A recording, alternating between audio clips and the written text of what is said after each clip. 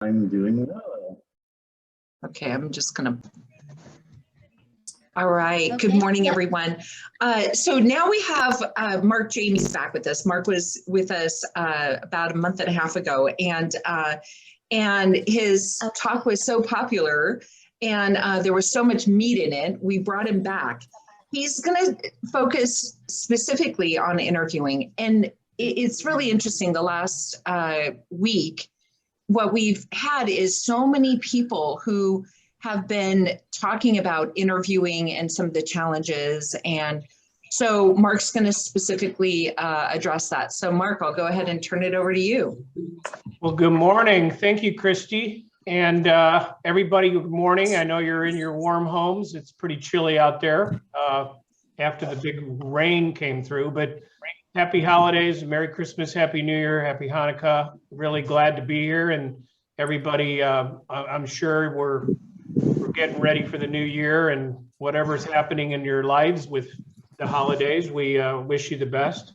I'm here to help share some knowledge transfer, if you will, on how to maximize your interview. Well, hopefully you've got interviews coming up.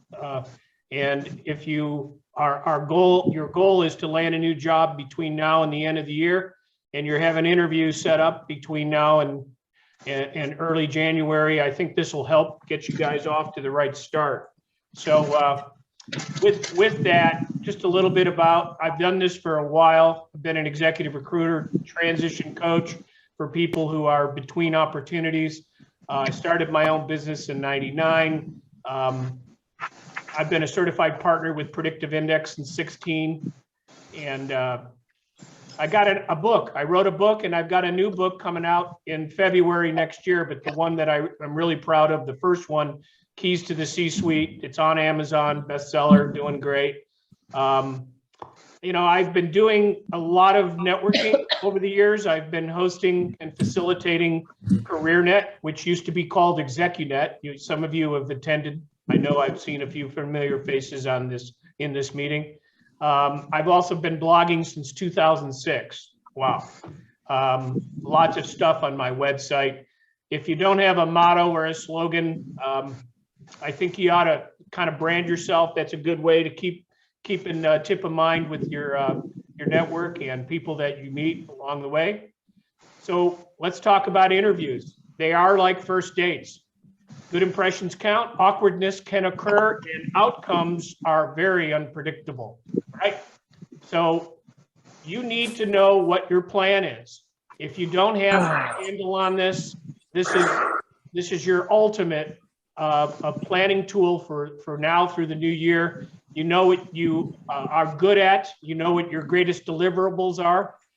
You need to be able to recite your expertise in a very fluid, comfortable way. Talk about your lessons. These are lessons that are things you've learned, things you've been able to accomplish along the way. I always say that you need to be able to talk about your top 8 career wins. And this is especially true during the course of an interview, whether it's an online screening or a face-to-face meeting in person, or even a Zoom meeting. Because there's a lot of that going around instead of just a phone call.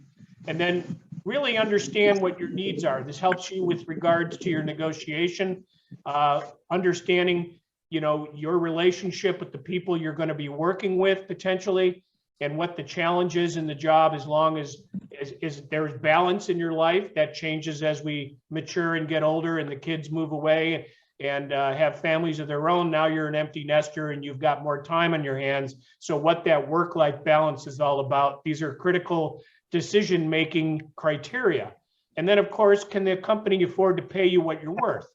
And what does that mean? So we're gonna cover interview tips along the way, and then negotiation. And I'm gonna try to go quickly because I'm on a clock and I wanna make sure we cover it before we finish up at the top of the hour. So with that, you're going to get a copy of this presentation, so you don't have to write down notes, but you'll get a recording as well. So obviously, some of this is academic, some of it is automatic. I'm not going to read word for word, but if you're not ready for the interview, you can't just wing it, right? A lot of people, they think they can get ready on their own. Sometimes you don't answer questions the way you think you do. And I would always sit down with someone you trust, love, respect, like a brother, sister, maybe the spouse, but have somebody who's going to be objective and give you real feedback, okay? Always be prepared to talk about what your stories are. Remember your top 8 career wins. This is all part of the interview prep. And always bring copies of your resume, make sure it's updated. Of course, you want to make sure there's no typos. If you can get a great resume document and back it up with a LinkedIn profile, you probably will increase your chances to get found. So as well as be attentive, take notes, ask for permission if you want. It's a sign of respect.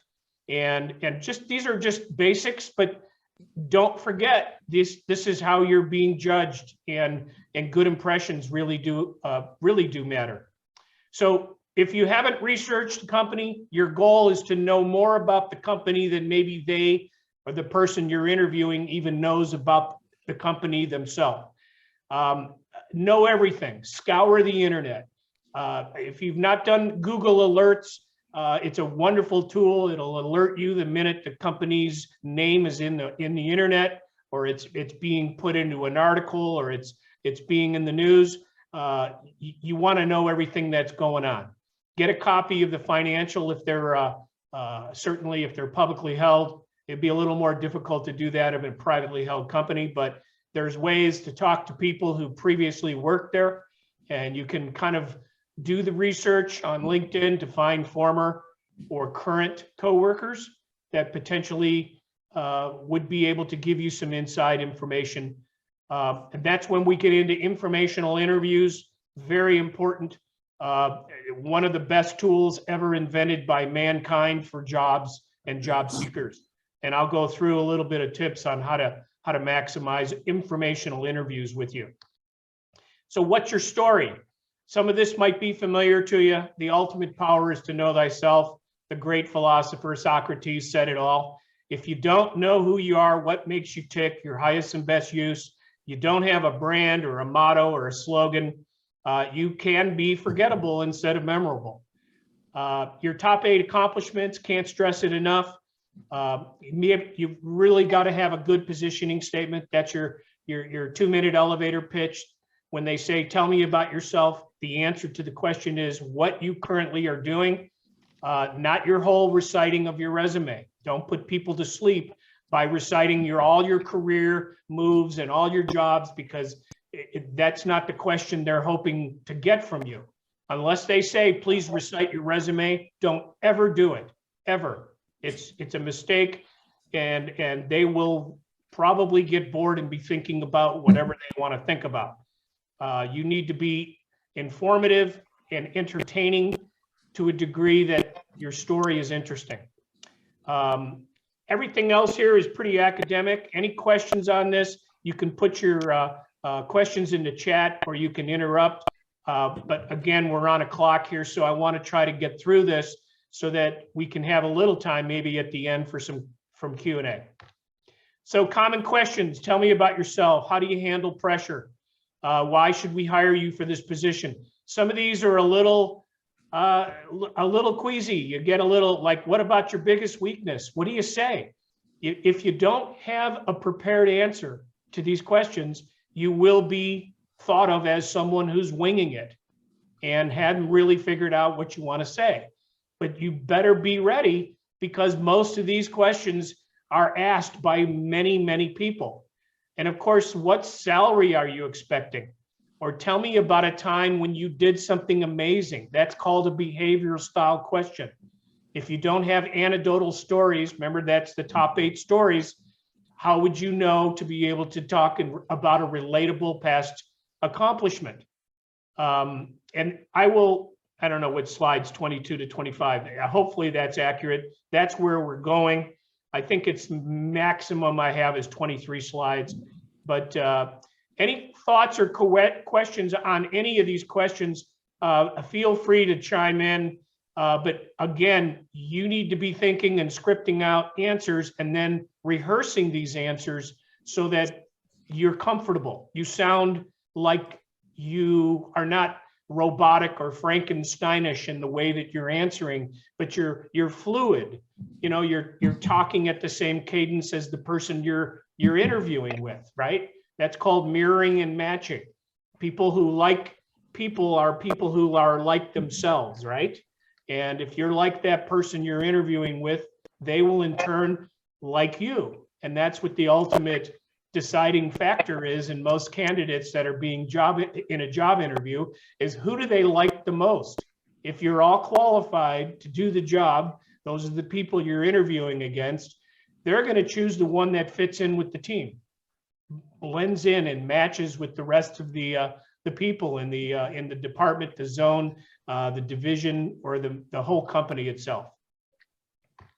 So there are many types of job interviews. Obviously, you know, you're all interested in getting that face-to-face. You're gonna excel. You really can't say you're gonna do your best job on a phone screen or a Zoom meeting. If you can get a handshake and a face, that's the ultimate. And especially going into 22, we hope that, you know, it's going to loosen up and people are going to want to meet people before they make a decision. Screening interviews are here to stay. Was there a question somebody had mentioned? Oh, okay. There is a lunch interview. Make sure you don't order the lobster or the crab claws for lunch. You know, be smart about the lunch interview. They want to see how you act in a public place. And it can be very comfortable. It's not an interrogation then. But this is an important part of a screening that many people, I do this all the time when I want to know that if I'm placing an individual, I want to meet for coffee, maybe a breakfast or a lunch. Committee and panel interviews are your advantage, to your advantage, because nobody can dispute what you said. If you do separate interviews with one-on-one with 5 or 6 people, they can say, well, I didn't get the feeling of that person's success in that area. But if they all heard your answer, then there's no dispute. So panel interviews, don't fret those. They're actually efficient for the company, and they could be good and very validating for you. The telephone interview, which is as old as Alexander Graham Bell, it'll never go away. You just got to be ready to close for the face-to-face. That's your ultimate goal when you're on the phone or in a Zoom. If there's going to be a next step, you definitely want to be able to meet the person. Informational and networking interviews, we're going to talk about that. So this is a fact. I've done a lot of research on this. 1 out of every 12 informational interviews will result in a potential job offer. So what does that mean? It means you're interviewing people who currently work. You're actually inserting yourself into the meeting as if it was an interview. They think you're networking. So the informational interview used to be called the networking interview, where you're making the right impression and they're thinking, hey, this person, I like this person. I think I definitely feel comfortable introducing them to a decision maker in my company, right? You want to be forwarded into someone who's within the company, and those internal referrals are absolutely the #1 way to get a new job. And the only way to start that is to do and really understand how informational interviews can control your future with regards to getting the right opportunity quicker, more efficiently. So I'm not going to read word for word, but a lot of these benefits are real, and you should definitely just say, I'd like to do an informational interview with you. How was a good time next Tuesday or Thursday for a cup of coffee? And if sometimes you do it over the phone or through a Zoom meeting, this the same effect that you would be able to communicate and understand what's going on in that person's world. You're not making it about you, you're making it about them and their company. Okay, makes sense? So obviously, when you physically walk through the door, you want to be 10 minutes early, not 30, not 20, 10. make good contact, be positive with the person that first greets you, because sometimes leaders will walk back and talk to the person after you've left the building and ask for their impression. I know a CEO that does this all the time. After the person has been interviewed and has left the building, he'll go back and talk to the reception or the person that first greeted and ask for their impression. Be very, very courteous, be thoughtful, be alert. Treat everyone you meet as if they're a major customer you could lose. Okay? Very good advice. Try to make sure that your listening skills, you have to be very active. Don't be thinking about the next question you're going to ask or the next statement. When someone else is speaking in the interview, you have to be totally in the moment. If you want to take notes, write down as quickly as you can, but pay attention as these answers that you might be getting, that certainly you're asking questions, they're giving you answers, they're telling you about the company. That's a gift. So be very thoughtful and listen extremely well. That'll help you too when they ask a question so you don't respond incorrectly. And if you don't understand the question, ask, will you please rephrase, I don't understand your question. Very nicely, you can bet they're going to give you a better question the second time around because they don't want to be embarrassed either if they were confusing. Enthusiasm and confidence are your absolute best friends. The moment you start acting a little bit too arrogant or cocky, it's going to hurt you bad. It's almost the kiss of death.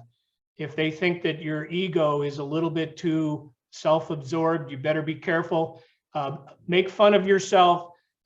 Talk about a funny time or maybe a lesson you learned that you never make that mistake again. These are good ways to let people hear that you're a good guy or a good lady that is not perfect, because we're not. No one is, right?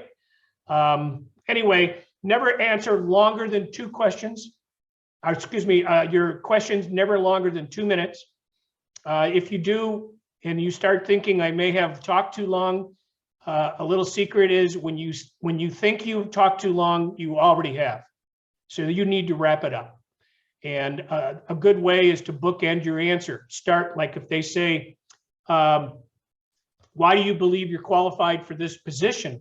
You say, I believe I'm qualified for this position because, and then you give them your answer, and then you finish it. And that's why I believe I'm qualified for this position. So you're not driving off a cliff with your answer. You're actually closing it off with a final statement. And now it's like a game of tennis where you rally back and forth with questions that they have for you and you have for them, and the answers. And you come to a nice conclusion with your answer, and they know it's a signal for them to talk, right? And then always send a US mail thank you card or a note or a typed word letter with your blue ink signature. You can also send an email. It's a double touch. People sometimes hang on to their thank you cards on their desk for a while and almost like a trophy. So you always want to send a handwritten or a typed a letter, not just via email, but through the US Post, okay? Asking the right questions. This is really one of the best things you can learn to do, is make sure you're prepared with an arsenal of good questions that you will have a chance to ask. And I like the very first one. What are the top 5 or 6 most critical deliverables to accomplish in the first 6 to 12 months for the person in this position to be successful? Again, you're saying for the person in this position, the person that gets this job. You're not nominating yourself. You're not asking for the job yet because you still want to know what is expected. It's a great penetrating type question. I call it the doctor-patient question of interviewing. When you're sick and you go to the doctor basically says, how do you feel? What kind of symptoms do you have? What kind of medication have you taken? What kind of history of illness in your family? Same thing applies in a job interview. You need to know where the pain is, what is wrong that needs to be fixed, what has the company tried that hadn't worked before, or even more successful. Another question is, what didn't the person do in the last position that you really needed them to accomplish? Maybe you already understand the person was promoted, or they were transferred, or they quit, or they were recruited, or they were fired. Maybe you might not know that they were fired, but you got to know why the position is open. It's an expanded position because we're growing so rapidly. Wow, that's exciting. You want to know more about that, right? So these are questions that, you can dovetail with the conversation, right? You got to be quick on your feet. I always like to say that, and react to the moment. But these are great questions for you to be, write them out or cut and paste them into a Word doc and print it and bring it with you in your notes, so that you highlight the ones you really need to ask, so you remember to get that information before the interview's over. And the last one I love, do you have any questions or concerns about my abilities to perform this job extremely well? That's kind of one of the last questions you ask. When a company says to you, or a person that's interviewing you, do you have any questions for us before we finish up? Any other questions? You always say, yes, I have another question. And that's the one you ask. How do I compare? Do you have any concerns with anything that we've talked about that I can clarify or alleviate any concern before we finish up today? And then you want to make sure you're not left in limbo, because you definitely have to know what's going to happen next. This is the biggest problem I see with a lot of job interviewers who walk away thinking, wow, that was really easy and that was great, and I really had a good time and I think I did really well. And then I'll ask, well, what happens next? And they go, I didn't get anything that's going to happen next. They just said, we'll be in touch. And I'm like, what for? Why? What are they going to be in touch about? Are they going to call you with the next step? Is there someone else they want you to meet? Are they going to, and what day are they going to call? How soon should you follow up if they don't call you? You need to get a roadmap from every single interviewer as to what happens next, so you don't end up in limbo. And you know what that's like. You're sitting there wondering, whatever happened to that interview? I never heard back. That's the most frustrating thing to go through in a career, not knowing what's happening. Okay, so unpredictable outcomes. Avoid the outcome that has no end, meaning you don't even know what's going to happen next, right? These are great questions. You'll get this copy of this information. You can write down your notes and incorporate into your delivery when you're doing interviews. 5 key interview mindsets. I already talked to you about the doctor-patient.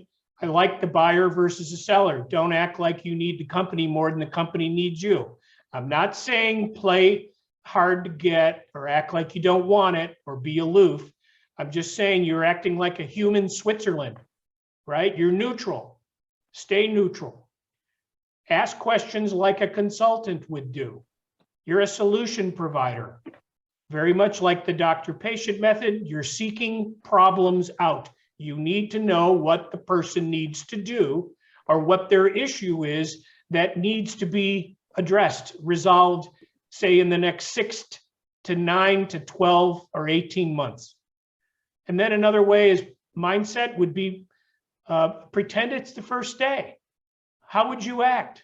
It's exciting, your first day on the job. This is the mindset when you're in the interview.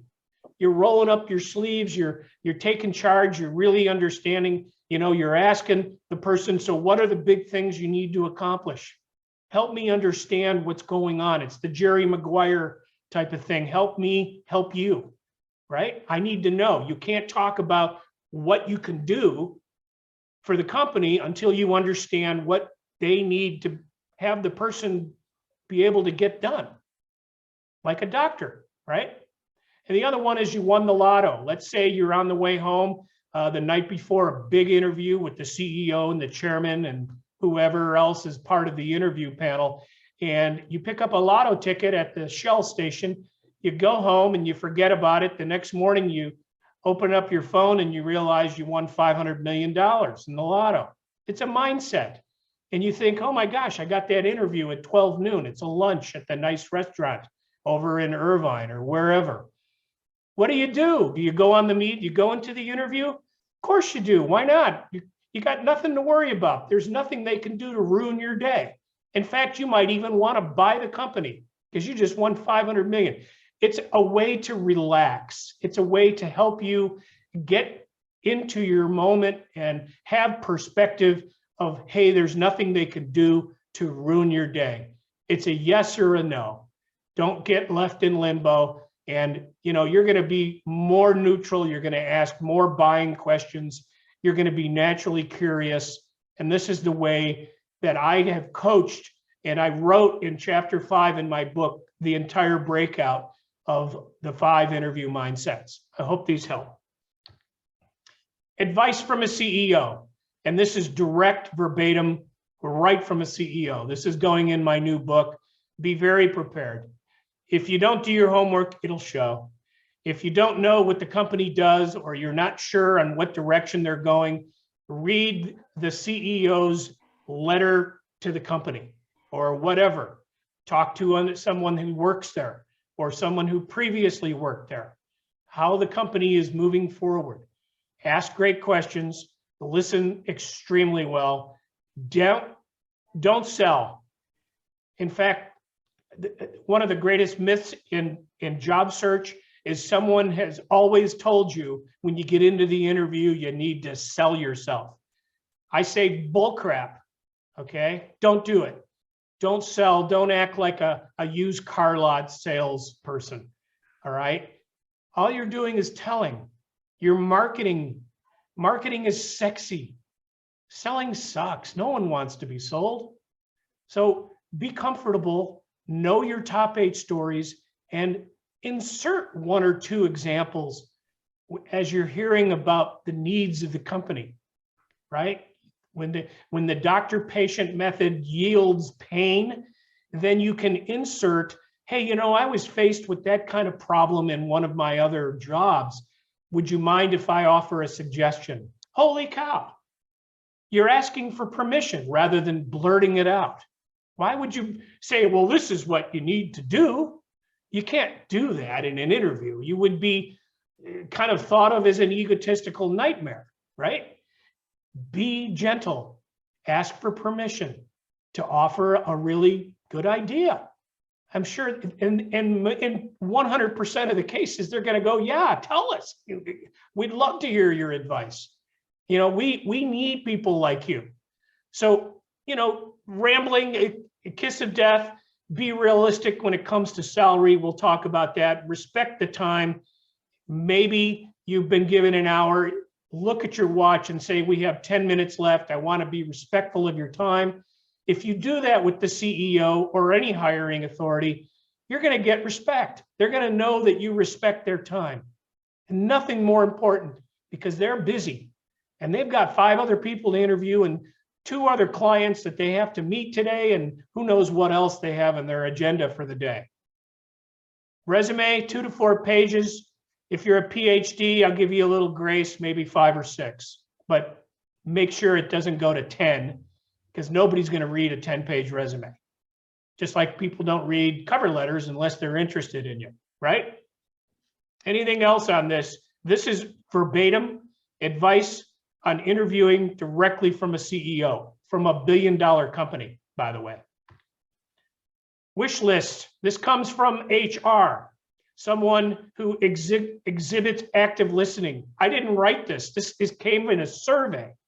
This stuff is outside the realm of what I used to do, but I read this article and then it was a survey of like 50 senior VPs of human resources.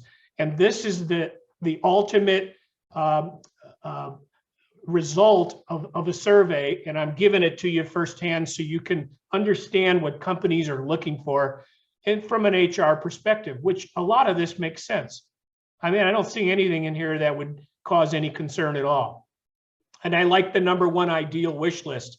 If you don't have honesty, integrity, and ethics, and you don't say it, you're making a mistake. If you don't use some of these or all of these 3 characteristics or attributes in your delivery or describing yourself as some of your strengths, you're missing out on an opportunity, because these are critical elements of a good hire. Okay? Love you. I would really appreciate if you put this stuff underneath your tongue. That's Was gonna that a help question? boost your mood, yeah. I don't know. Okay, so red flags to avoid. This is also part of the same survey. Nonverbal clues. Don't forget, 93% of all communication is nonverbal, which means you got to listen. You got to have good eye contact, good facial expressions, body language. Don't forget, only 7% are the words coming out of my mouth. 93% are nonverbal clues. And people pick up on that. If you're uncomfortable or you're nervous or you're concerned, you know, these things are instinctively picked up on by human resource people who are skilled in neural linguistics programming, right? NLP, which is the science of nonverbal cues that people exhibit.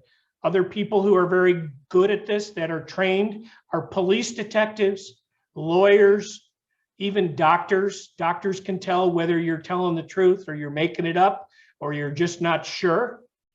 Okay, so be careful. You can't fool everyone, right? With stuff that you're kind of making up as you go along. So make sure your accuracy and your content is intact and it's accurate and it's real, right? Factual. Obviously, I don't need to read word for word, but these are real important red flags that companies are going to be on the lookout for. They're hoping you're going to be the right candidate so they can stop the search, fill the position, and move on to the next project. Every time you walk into a door of an interview, they're crossing their fingers, hoping you're the right person for the job so that they can finally fill the position. Okay, so look at it that way. Go in optimistically. Okay, let's talk about negotiation. This is a litany of things. It's a PowerPoint, death by PowerPoint, but I wanted to make sure it's on the table. Anything on here that doesn't make sense, flag me, put it in chat, and then someone let me know what the question is, please. But if you go first, you're going to make a mistake. You can't bid against yourself. This is not Las Vegas. So when they say, what's your salary requirement? You're going to say, you know what? You're in a much better position to know my value to the company than I am. Frankly, I don't know your salary range and would like to know that so I can give you, if we're on the same path, I can give you an indicator. But your decision is about the people, challenge, balance, and worth. Remember, we talked about your plan at the very beginning. One of the slides was talking about your needs. You are looking at the company as much as they're looking at you. And your goal is to remain whole. Great, great comeback for the creativity of putting a package together when you're asked, what do you expect in the form of a salary? You know, give them a range, let them know that you're very open and you're optimistic. And I've got some good comebacks coming up on the next slide to help you frame your answers. Get everything in writing. Nothing is agreed upon until you read it in an email or a mailed letter. Sometimes they don't do that anymore. It's usually just emailed, but separation agreements very much in line today because there's so much uncertainty. It's not because you are underperforming, it's because companies are unpredictable, right? You don't know if there's going to be a merger or acquisition or the company decides to, you know, make changes internally. New CEO comes in and brings his or her own people, right? Got to be careful. So you always want to negotiate a separation agreement before you sign on the dotted line or however you agree to whatever offer has been put in front of you. And always expect to do a counter offer. I've talked to hundreds of HR people. They never, ever give, if this is what they tell me, they never give you the best offer first, ever. Because they want to know whether you're ready to take the offer. And if there's wiggle room, I ask, how much extra room do you have to go up? And they go, we always have room to go up. Okay, so be careful on that. Don't leave money on the table. Make sense? I hope this is registering with you. Maybe this is already known. Maybe it's a refresher, or if it's brand new, then, you know, God bless you and use it, right? So salaries, you've got to know what the salary offer is before you negotiate, right? You need to know what you want, and you know what your want is your wish, and your need is your minimum, right? If they love you, everything is negotiable. I've done so many placements as a recruiter that by the time they get to the offer, the altar, there's nothing I can do to separate them when there's love. And offers are easy to negotiate at that stage. Every little nook and cranny, you know, 6 weeks vacation, if they like you and you're at the higher executive level, there's no reason that they can stop and say, we're not going to do that, because that would be a precedent. If they really want you, they will accommodate most realistic requests. Okay? Some of this, there's your goal to remain whole. That's a great way. Let them be creative. Put the ball back in their court. When you're negotiating, you cannot name numbers first, because you're bidding against yourself and you may get knocked out and not even know it.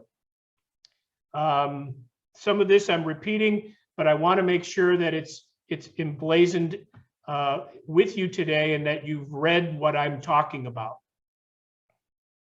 Okay? Here's your statements. When to say you are asked, what to say when you are asked. I got to put my glasses back on here.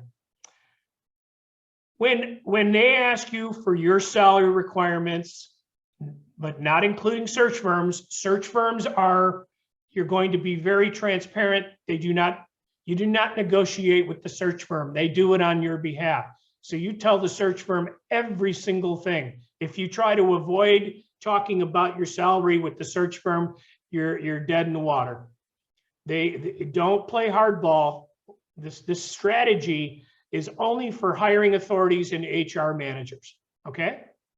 So here are several, with three, I have probably 3 or 4 in my book, and I love these ones because I think it represents you well. So get used to talking like this when it comes to negotiating statements. This is really good stuff, folks. I've tried this. I know clients of mine have tried this, and it comes off very professional and understandable and credible. And it will allow you to get possibly a better offer, because you're putting it back into their lap, right? And always get the salary range. That's a respectful question. No one can slight you for that. And in fact, they probably already know, but again, they may, depending on your state.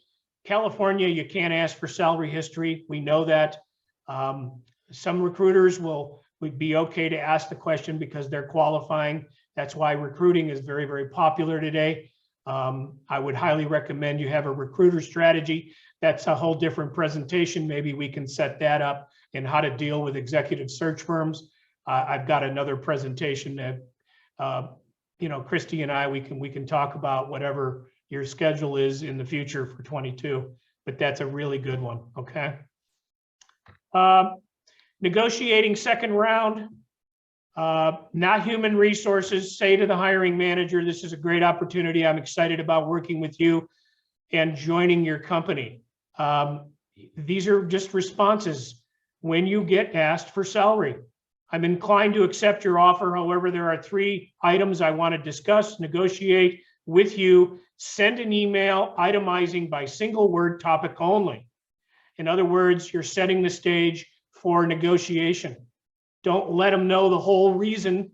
Just give them the highlight: salary, bonus, vacation, PTO, things like that, whatever. And your comments, very, very comfortable. They sound unrehearsed. Okay, you're in charge only to a degree. You don't have total control, they do. They have the right to hire, right to fire, right? Okay. This is all in my book, read chapter 5. It's on Amazon in Kindle, in paperback, and of course, Audible. I just put it on Audible during COVID. It's outselling the book. I'm real proud of that. Everybody likes listening to books on their phone while they're driving, I guess. Here's my info. Happy to connect with you. Happy to answer questions. I know I'm early. I got about 12 minutes left. Well, we have lots of questions, Mark. So we'll get started. I'll start with Susan Gans. She has a question. When you have a diverse background, array of skills and positions that you've held that have informed the work you are doing now and the work that you want to do, what's your advice on bringing in your overall background when asked, tell me about yourself? Yeah, that's a great question. It's probably one or two in the pecking order of questions coming at you in the course of a screen or an interview. You need to be using your positioning statement. I think I talked about the tell me about yourself. Never, ever recite your resume. You want to definitely talk in relatable current situation, where you're currently at, what you're doing, what you've done in the past, what you're known for, maybe even a branding statement, things you're proud of that you've been able to accomplish throughout your career in generality, without leading too far into a 2-minute window, meaning if you talk too long, that's why it's called the 2-minute elevator pitch, because you only got so much time to answer each question. But be comfortable with who you are. If you want, you can segue into your professional objective, which is your ideal opportunity, which in this case, you would be describing opportunity that the company is presented to you or that you have researched that they're looking for. But be comfortable to talk about yourself. Here's another idea. If they say, tell me about yourself, you can say, and it's okay, because I know our mothers have said, don't ask a question with a quit to a question, but you can do it. I give you permission. Say something like, where would you like me to start? How's that? Tell me about your current role at your last job or your current job, and bring me up to speed, where you're going and why you're looking, and tell me about yourself. Again, it's an open-ended type of question, because they're hoping that you're going to give them things that they don't deserve to hear. Like, you might vomit and say, I grew up in Chicago. I moved to California when I was 22. I live in San Marcos, California, near San Diego. None of that is relevant, right? Don't do it. That's the reason they ask the question, is to see what kind of information you will, deliver.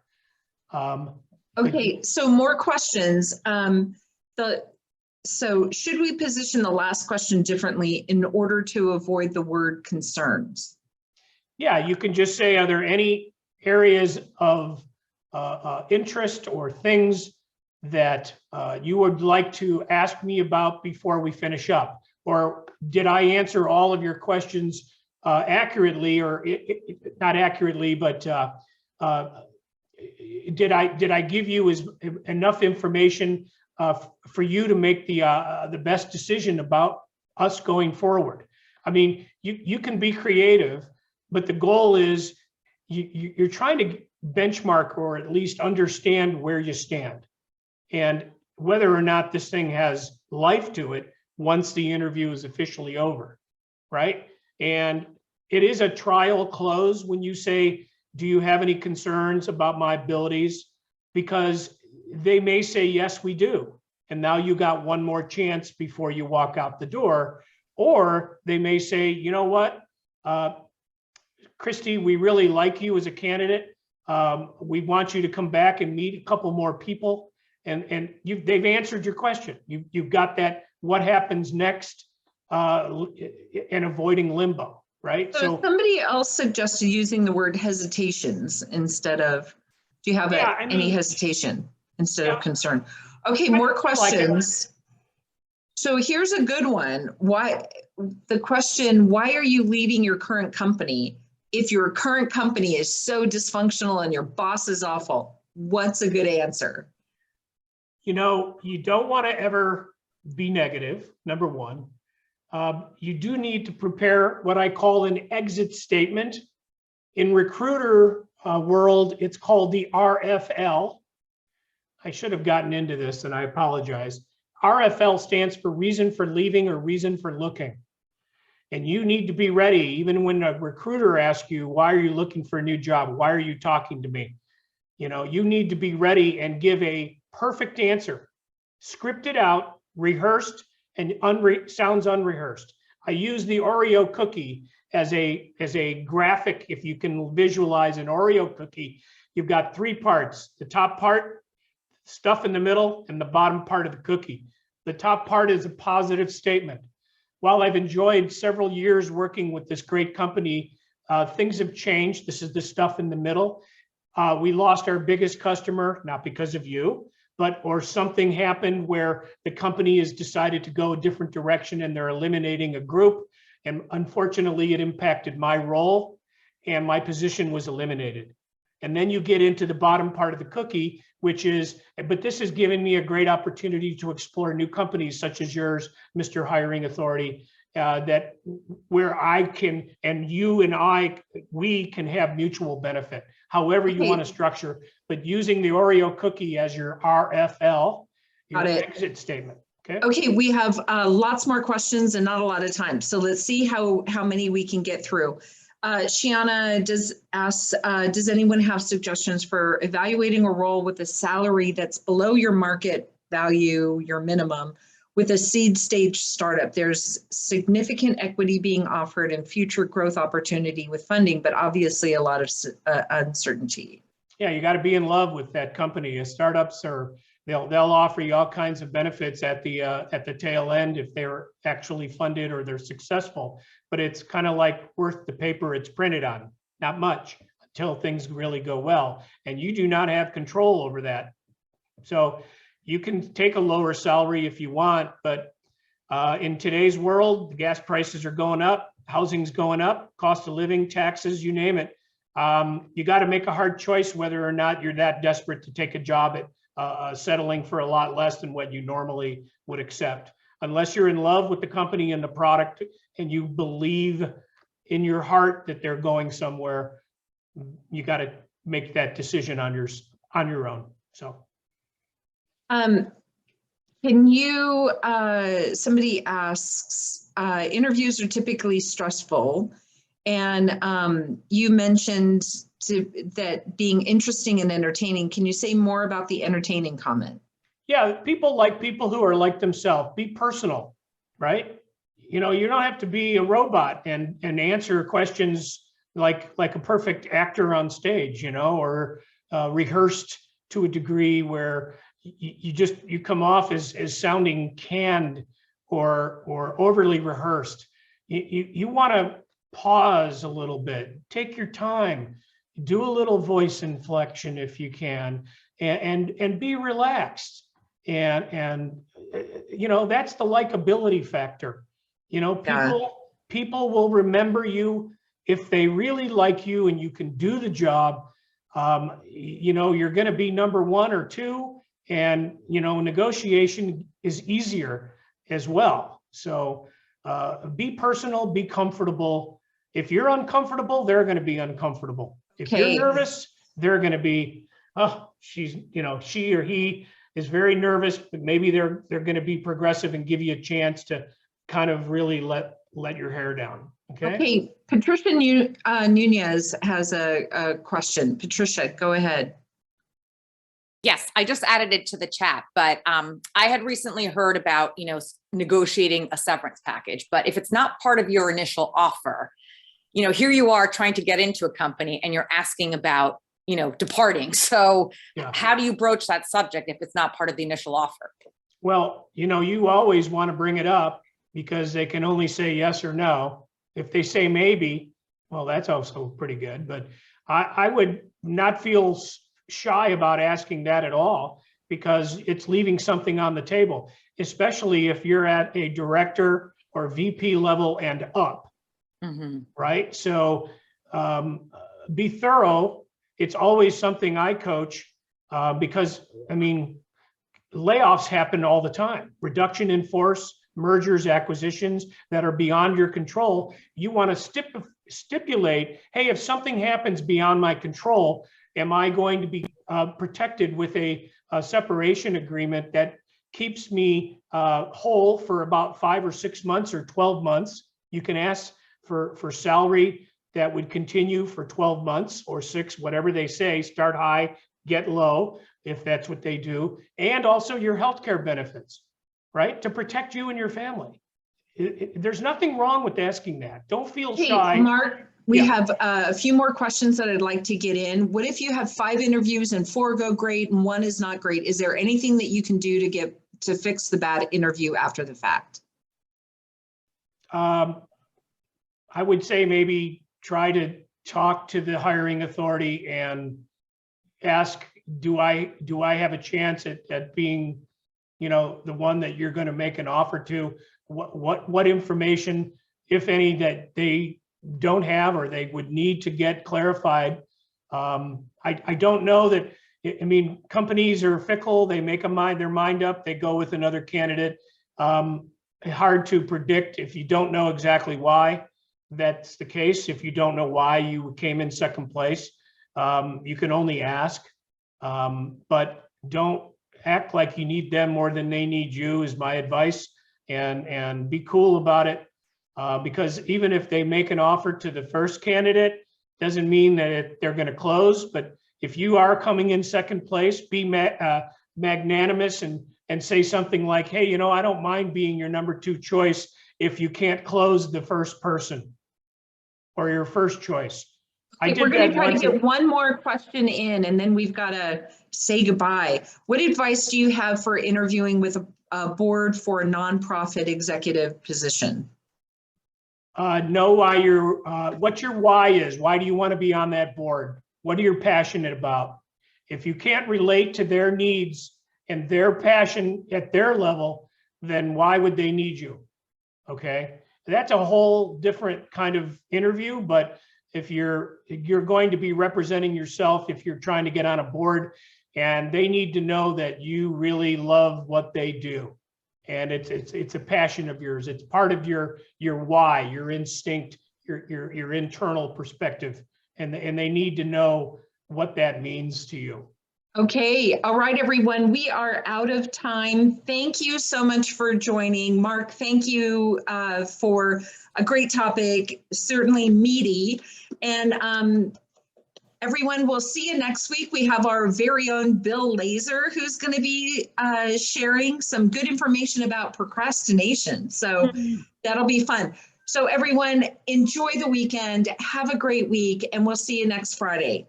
Thank Bye. you, everybody. Have a great day. Happy holidays. Happy New Year.